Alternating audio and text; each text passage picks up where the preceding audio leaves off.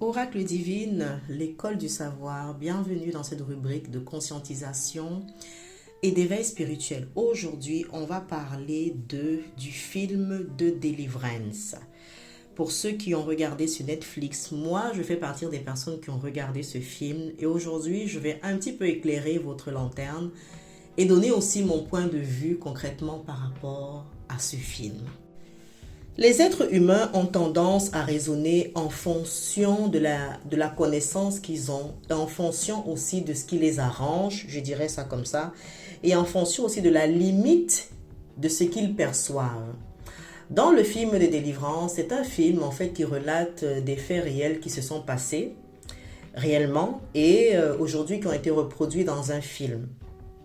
Voilà, dans le but probablement de faire savoir aussi qu'il y a ces faits qui existent dans notre société et aussi ce sont des faits que beaucoup de personnes aussi vivent. Oui, beaucoup de personnes sont victimes de cas de possession, des cas de persécution, sont victimes de la sorcellerie et ont même besoin, je dirais, de la délivrance. Je n'ai pas beaucoup cherché à avoir un peu la vie de certaines personnes, mais j'ai cru entendre que oui, Jésus-Christ, par-ci, par-là, elle a parlé en langue, tatati, tatata. Est-ce que vous êtes sûr que c'est du parler en langue?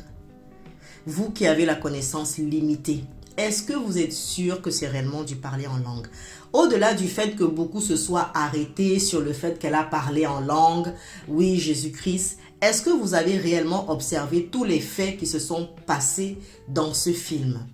À premier abord, on a déjà une maman qui est victime d'un envoûtement. Cette maman est victime d'un envoûtement et par la suite, on a toute une famille même qui est victime d'un envoûtement. Au-delà de la victimisation d'envoûtement, on se retrouve à avoir une famille qui est possédée par un démon. On se retrouve à avoir une famille qui est possédée par un esprit qui habitait dans la maison dans laquelle ils sont. Oui, dans la maison dans laquelle la maman s'est retrouvée avec ses enfants. C'est de ça en fait déjà qu'il s'agit dès le départ. On a une maman qui au départ est victime d'un envoûtement et s'est retrouvée à déménager au moins 3 fois. Sache que si toi tu as certaines instabilités continuelles, tu es victime d'un sort. Tu es victime même aussi d'un envoûtement, mais ça veut dire qu'il y a déjà un problème spirituel dans. Par la suite, il y a aussi une famille qui n'est pas en accord, une famille qui n'est pas en entente.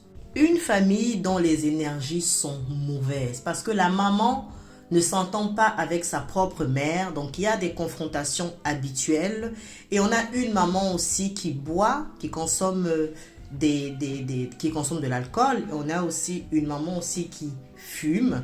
Donc déjà par le fait qu'elle consomme des boissons fortes, ça crée déjà un certain déséquilibre familial, un certain déséquilibre mental. Je vais survoler ce volet-là. Je vais parler maintenant du cas de possession démoniaque. La maman entre dans une nouvelle maison avec toute sa famille. Premier point, elle ne met pas certains préliminaires. Elle ne fait pas certains préliminaires. On n'entre pas dans une maison comme ça. Quand on rentre dans une maison dont on ne connaît pas les fondations, les fondements spirituels qui y sont, on consacre cette maison, on bénit cette maison. Erreur, ils sont entrés dans cette maison sans la consacrer.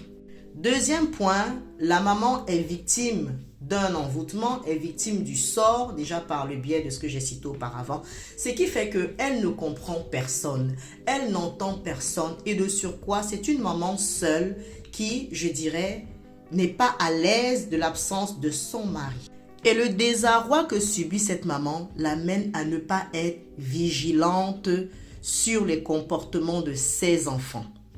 Oui, elle n'est pas vigilante là-dessus parce qu'elle est simplement déjà elle-même possédée. Une famille déséquilibrée, c'est le résultat tout simplement de ce qu'il en est. Au-delà du fait qu'après, le petit garçon a commencé à subir un certain nombre d'influences, parler avec des entités invisibles, etc. Il était normal qu'il y ait cette fin.